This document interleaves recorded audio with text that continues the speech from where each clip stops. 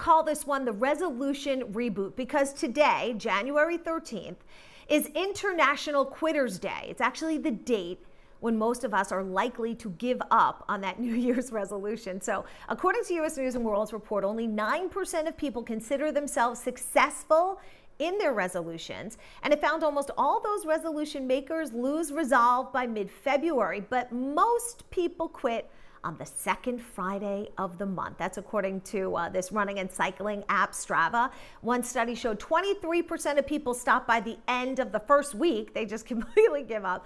But 64% are done by the first month. So here to help us stay on track and make the most of our goals for positive change is Dr. William Sanderson. He's a professor of psychology at Hofstra University, the director of the Anxiety and Depression Clinic, and the director of the doctoral program in clinical psychology. So do remember, we want to hear from you. For the next half hour, we'll be answering your questions and airing your comments, so you can submit them now under the live stream of this show on our Facebook pages. So Dr. Sanderson, I just want to start with this whole idea of, new year, new you. But for people who made these resolutions, it's really a very hard thing to keep them. Yeah, I didn't realize there was a National Quitters Day, so that's probably not a good thing to have on the calendar. But I think it does, as we were talking a little bit about last time, it really does get at the difficulty of engaging in these behaviors. Like, people really want to do them, and we talked about strategies to increase the likelihood, but we talked less about the why it's so difficult, and maybe we'll get into that a little bit more later. But I would argue that actually your brain is sort of built in a way that makes it hard to do them because of our evolutionary history. It's easy to overeat. It's difficult to undereat. It's easy to be lazy. It's hard to be active. Those were advantages in the past, but now they create all types of problems. So we did speak at the start of the month about how we pick that resolution and why it matters. So for people who went broad and decided, I want to be healthier or I want to eat better, how can they maybe reframe that to find more success at this point in the month?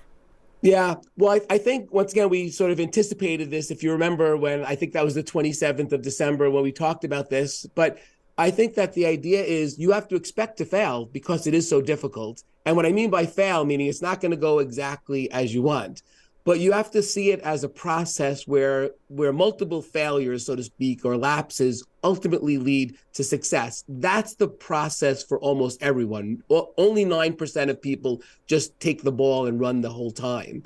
So the idea is reward yourself for whatever you were able to do so far. If you did it for a week or 2 weeks or one day, it was better than not.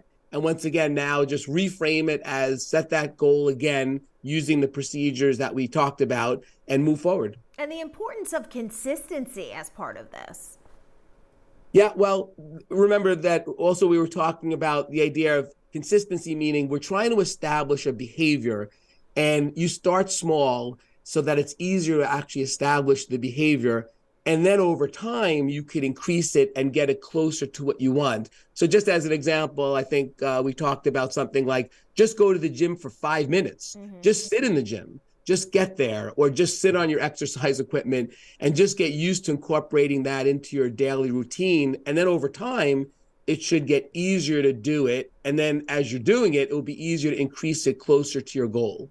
All right, so let's talk about some of those modern lifestyle factors, physical or mental, that are really causing a decline in how we feel. Yeah.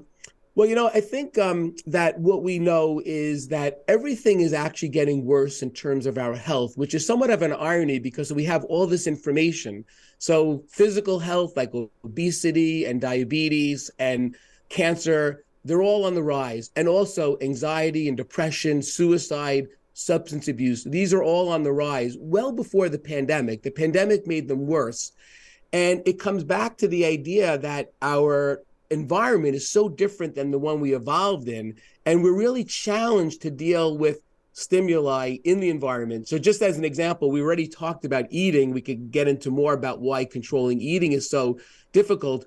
But one that you and I had said that we might talk about is social media use, which is really just unhinging our mental health, especially of teenagers and young adults. But it's not limited to that group. It's for everyone. Right. You take a look at social media and the comparisons that you're making instead of, in real life, the people that are in your social circle and the amount of comparison you might do in a day. But now you're comparing yourself to how many other people who are maybe vastly different from you. Right. Through millions of years of evolution, we lived with about a group of 100 people. So you compared yourself to this group of 100 people. Now, with social media, you could compare yourself, I imagine, to tens of thousands of people, including people that are truly exceptional, sort of unusual anomalies, we would call them, highly attractive, highly successful, and so on. And even though consciously we might know that most of these postings are only of good things, like people are advertising, they're posting when they're at a high class restaurant, not at a fast food restaurant, as an example, even though we know that, the research shows it still leads to negative feelings about ourselves.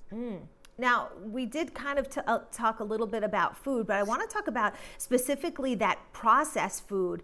And really, I believe that what you call this super normal stimuli, because our foods are so good right now that people struggle to control how much they're, eating.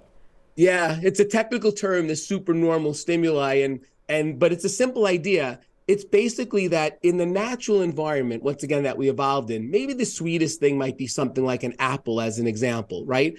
Now you could have cookies or ice cream or cake, and there's nothing as sweet as those things in the natural environment. And actually, a study came out in the last few months that showed that eating those processed foods is as addictive as smoking. It actually creates this pleasure chemical in your brain called dopamine.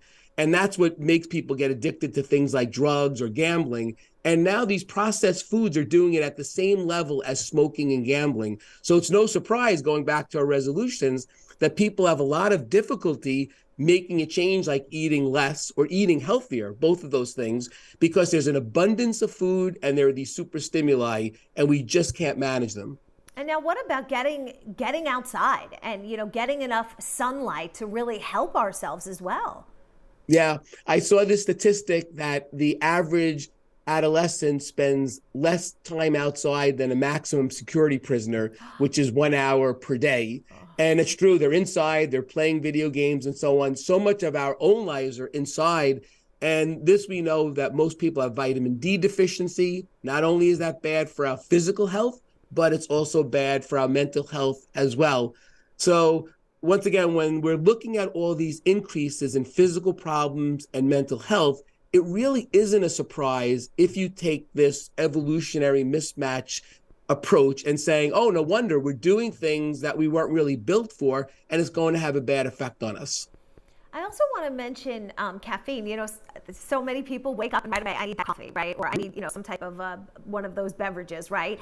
And then I'm going to continually give it to myself throughout the day. But then, really the effect that has not only on our heart rate, but kind of mimicking these anxiety symptoms, making you feel on edge or anxious throughout the day.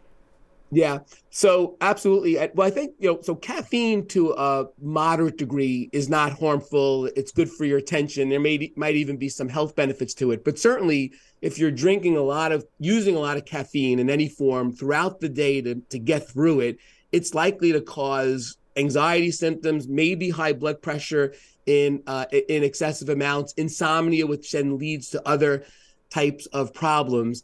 And so absolutely, not getting enough sleep is probably one of the problems. But the other thing is often we're unfortunately involved in tasks that can be quite boring. And as a result, we need sort of this attention increasing substance in order to stare at a computer screen all day and do something redundant.